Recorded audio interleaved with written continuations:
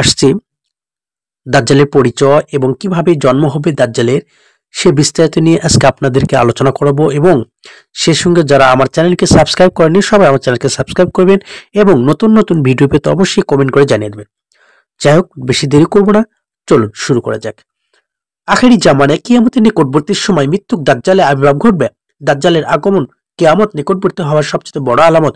মানব জাতির জন্য দাজ্জালের চেয়ে অধিক বড় বিপদ আর নেই।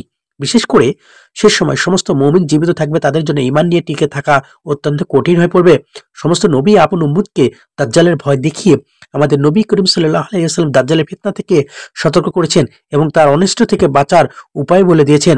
ইবনে ওমর রাদিয়াল্লাহু তাআলা আনহু নবী করিম সাল্লাল্লাহু আলাইহি ওয়াসাল্লাম হতে বর্ণনা করেন, ক্বামা রাসূলুল্লাহ সাল্লাল্লাহু আলাইহি ওয়াসাল্লাম ফি নাসি ফি নাসি ফাআনসু আলা আল্লাহ বিমা হুয়া ওয়া আহলাহু সুম্মা যাকারা দাজ্জাল ফাকালা ইন্নী লা তুযরিকু ওয়া মা কানা নাবিয়্যুন ইল্লা ওয়াকাদ আনজুর কওমুহু ওয়ালাকিল্লাহু সাআকুলু লাকুম ফীহি কাওলা লাম ইয়াকুলাহু নাবিয়্যু লিকাওমিহি ইন্নাহু আউয ওয়া ইন্নাল্লাহা লাইসা বিআউয।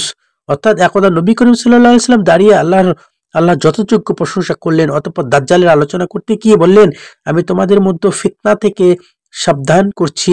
সকল নবী তাদের উম্মতকে দাজ্জালের ভয় দেখিয়েছেন, কিন্তু আমি তোমাদের কাছে দাজ্জালের একটি পরিচয় কথা বলবো যা কোনো নবী তার উম্মতকে বলেন নাই। তা হলো দাজ্জাল অন্ধ হবে আর আমাদের মহান আল্লাহর অন্ধ নন। নাউস বিন সামআন রাদিয়াল্লাহু বলেন, একদা রাসূল পাক সাল্লাল্লাহু আলাইহি ওয়াসাল্লাম সকালবেলা আমাদের কাছে দাজ্জালের বর্ণনা করলেন।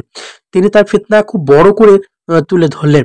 বর্ণনা শুনে আমরা মনে করলাম নিকটস্থ খেজুরের বাগানের পাশেই যে হয়তো অবস্থান করছে। আমরা রাসূল পাক সাল্লাল্লাহু আলাইহি ওয়াসাল্লাম এর নিকট থেকে চলে গেলাম। কিছুক্ষণ পর আমরা আবার তার কাছে গেলাম। এবার তিনি আমাদের অবস্থা বুঝে জিজ্ঞাসা করলেন, তোমাদের কি হলো? আমরা বললাম, হে আল্লাহর রাসূল, আপনি যেভাবে দাজ্জালের যে আলোচনা করেছেন তা শুনে আমরা ভাবলাম হতে পারে যে খেজুরের বাগানের ভিতরেই রয়েছে। নবী করিম সাল্লাল্লাহু আলাইহি ওয়াসাল্লাম বললেন, দাজ্জাল ছাড়া তোমাদের উপর আমার আরো ভয় রয়েছে।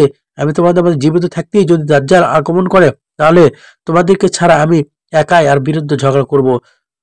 আর আমি চলে যাওয়ার পর যদি সে আগমন করে, তাহলে প্রত্যেক ব্যক্তি নিজেকে হেফাজত করবে। আর আমি চলে গেলে আল্লাহর প্রতিটি মুসলিমকে হেফাজতকারী হিসাবে যথেষ্ট। দাজ্জালের আগমন সময় মুসলমানদের অবস্থা। দাজ্জালের আগমনের পূর্ব মুহূর্তে মুসলমানদের অবস্থা খুব ভালো থাকবে।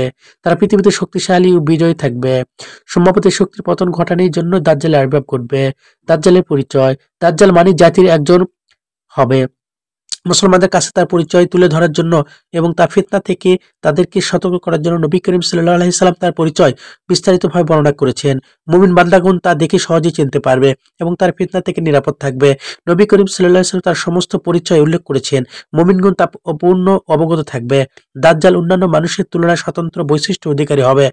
জাহিল, মূর্খ ও হতভাগ্য ব্যতীত কেউ দাজ্জালের ধোঁকায় পড়বে না। নবী করিম সাল্লাল্লাহু আলাইহি সাল্লাম দাজ্জালকে স্বপ্নে দেখে তার শারীরিক গঠনের বর্ণনা প্রদান করেছেন।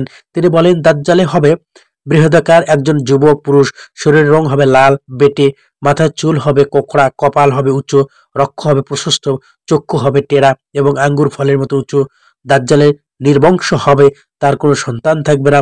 দাজ্জালের কোনো চোখ কান থাকবে। বিভিন্ন হাদিসে দাজ্জালের চোখ অন্ধ হওয়ার কথা বর্ণনা রয়েছে। কোনো হাদিসে বলা হয়েছে দাজ্জাল অন্ধ হবে। কোনো হাদিস আছে তার ডান পাশে অন্ধ হবে, আবার কোনো হাদিসে আছে তার বাম পাশে অন্ধ হবে। মোট কথা, তার একটি চোখ ঘোষিত হবে। তবে ডান চোখে অন্ধ হওয়ার হাদিসগুলো বুখারী মুসলিম শরীফে বর্ণিত হয়েছে। মোট কথা, দাজ্জালের অন্যান্য লক্ষণগুলো কারো কাছে স্পষ্ট থেকে গেলেও অন্ধ হওয়াটা বিষয়টি কারো কাছে স্পষ্ট হবে না। দাজ্জালের দু চোখের মাঝখানে কাফের লেখা থাকবে। তাছাড়া দাজ্জালকে চেনার সবচেয়ে বড় আলামত হলো তার কপালে কাফের লেখা থাকবে। অপর বর্ণনা আছে তার কাফের 3টি শব্দ লেখা থাকবে, প্রতিটি মুসলিম ব্যক্তি তা পড়তে পারবে। অপর বর্ণনা আছে শিক্ষিত অশিক্ষিত সকল মুসলিম ব্যক্তি তা পড়তে পারবে। মোট কথা, আল্লাহ মুমিনের জন্য অন্তর্দৃষ্টি খুলে দেবেন, ফলে সে দাজ্জালকে দেখে সহজে চিনতে পারবে। যদিও ইতিপূর্বে সে ছিল অশিক্ষিত, কাফের মুনাফিক, লোক তা দেখেও পড়তে পারবে না। যদিও সে ছিল শিক্ষিত, পড়ালেখা জানা লোক, কারণ কাফের মুনাফিক আল্লাহর অসংখ্য সুস্পষ্ট দলিল প্রমাণ দেখেও ঈমান আনয়ন করেনি। দাজ্জালের ফিতনার সময় তার অসারতা। আদম সৃষ্টি থেকে কিয়ামত পর্যন্ত মানব জাতির জন্য দাজ্জালের চেয়ে বড় ফিতনা আর নেই। সে এমন অলৌকিক বিষয় দেখাবে যা মানুষের দিশাহারা হয়ে পড়বে। দাজ্জাল নিজেকে প্রভু আল্লাহ হিসেবে দাবি করবে, তার দাবির পক্ষে এমন কিছু প্রমাণ উপস্থাপন করবে সে সম্পর্কে মহান রব্বুল আলামিন আলাইহিস সালাম আগে থেকে সতর্ক করেছেন। মুমিন বান্দাগণ এগুলো দেখে মিথ্যুক দাজ্জালকে সহজে চিনতে পারবে এবং আল্লাহর প্রতি তাদের ঈমান আরো বৃদ্ধি পাবে। কিন্তু দুর্বল ঈমানদার লোকেরা বিভ্রান্ত পড়ে ঈমান হারা হবে। দাজ্জাল নিজেকে রাব্বু প্রভু হিসাবে দাবি করবে। ঈমানদার কাছে প্রতিটি দাবি সুস্পষ্ট দিবালোকের মতো মিথ্যা বলে প্রকাশিত হবে।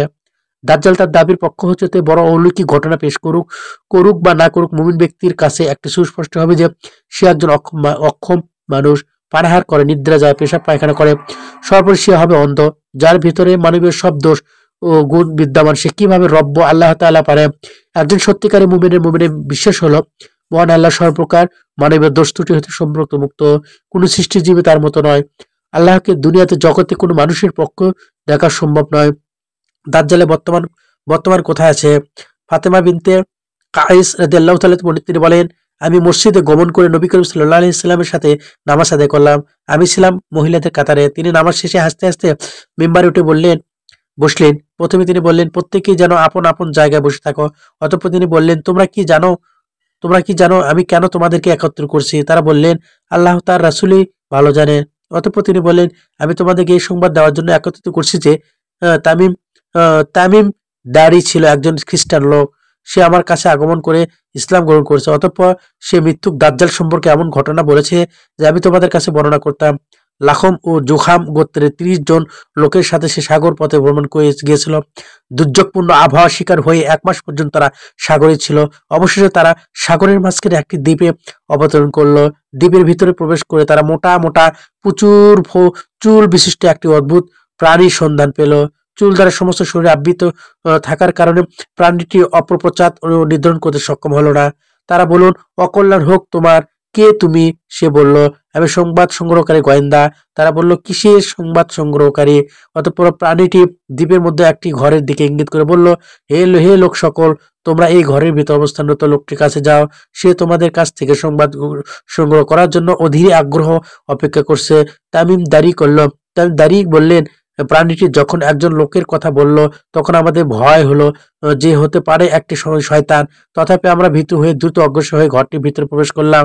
সেখানে প্রবেশ করে আমরা বৃহদাকার একটি মানুষ দেখতে পেলাম। এত বড় আকৃতি মানুষ আমরা ইতিপূর্বে আর কখনো দেখিনি। তার হাতে দুটি ঘাড়ের সাথে একত্রিত করে হাঁটু ও গোড়ালির মধ্যবর্তী স্থানে লোহার শিকল দ্বারা বেঁধে রাখা হয়েছে। আমরা বললাম, মরণ হোক তোমার, কে তুমি? সে বলল, তোমরা আমার কাছে আসতে সক্ষম হয়েছে, তাই আগে তোমাদের পরিচয় দাও। তোমরা বললাম, আমরা একদল আরব মানুষ নৌকায় আরোহণ করলাম। সাগরে প্রচন্ড ঢেউ আমাদেরকে নিয়ে 1 মাস পর্যন্ত খেলা করলো। অবশেষে তোমাদের দ্বীপে উঠতে বাধ্য হলাম। দ্বীপে প্রবেশ করে প্রচুর পশম বিশিষ্ট একটি জন্তুর সাক্ষাৎ পেলাম। প্রচুর পশমের কারণে সে অগ্র পশ্চাৎ চেনা যাচ্ছিল না। আমরা বললাম, অকল্যাণ হোক তোমার, কে তুমি? সে বলল, আমি সংবাদ সংগ্রহকারী গোয়েন্দা। আমরা বললাম, কিসের সংবাদ সংগ্রহকারী? অতঃপর প্রাণীটি দ্বীপের মধ্যে একই ঘরে ইঙ্গিত করে বলল, হে লোক সকল, তোমরা এই ঘরের ভিতর অবস্থানরত লোকটির কাছে যাও। সে তোমাদের নিকট থেকে সংবাদ গ্রহণ করার জন্য আগ্রহ করছে, তাই আমরা ভয়ে তোমাদের কাছে দ্রুত আগমন করলাম। হতে পারে তুমি একজন শয়তান, এ ভয় থেকে আমরা নিরাপদ নই। সে বলল, আমাকে তোমরা বাইসান সম্পর্কে সংবাদ দাও। আমরা তাকে বললাম, বাইসানের কি